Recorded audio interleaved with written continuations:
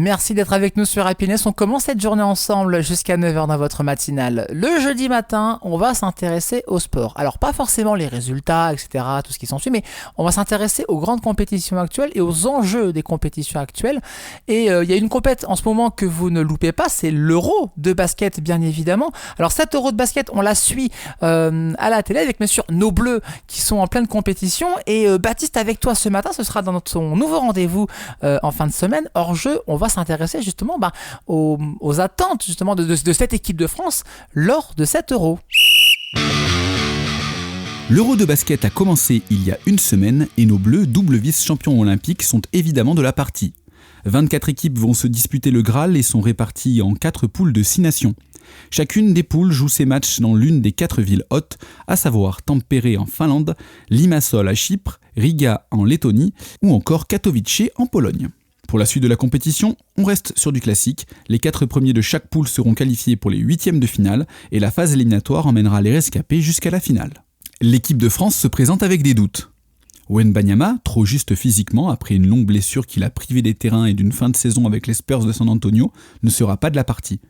Tout comme Rudy Gobert, qui malgré une très grande fidélité à l'équipe de France a dû renoncer à la sélection cet été, devant la pression de son nouveau contrat de 110 millions de dollars avec les Timberwolves de Minnesota.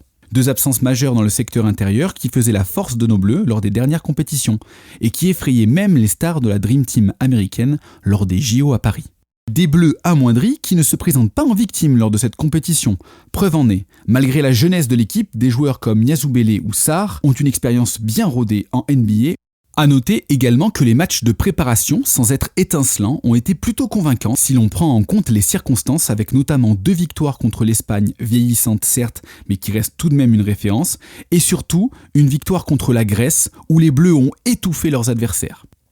Même si nos Bleus semblent avoir une armada compétitive, ils ne sont néanmoins pas les favoris selon les bookmakers. En effet, la Serbie de Nikola Jokic et la très complète équipe d'Allemagne menée par Schröder et Wagner ont réalisé une préparation parfaite et ont fortement impressionné. Derrière, la Slovénie et la Grèce sont en embuscade, mais elles sont encore bien dépendantes de leurs grandes stars respectives, Luka Doncic et Giannis Antetokounmpo.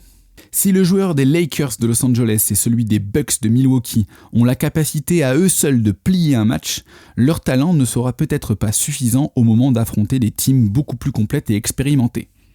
En outre, s'ils ne sont pas au niveau ou blessés, ce qui semble être le cas du Slovène, les chances de ces 2 nations semblent minces. Quoi qu'il en soit, le vainqueur sera désigné dans la Riga Arena le dimanche 14 septembre prochain. Merci beaucoup Baptiste pour ces explications autour de l'Euro basket masculin à suivre en ce moment. Chronique à retrouver bien sûr en podcast sur happinessradio.fr et vos plateformes de streaming. Et puis demain on te retrouve Baptiste pour une nouvelle chronique hors jeu.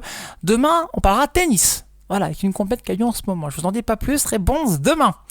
Allez, dans moins de 5 minutes sur Happiness, c'est le temps de retrouver votre chronique, oui, c'est bien de le dire comme ça.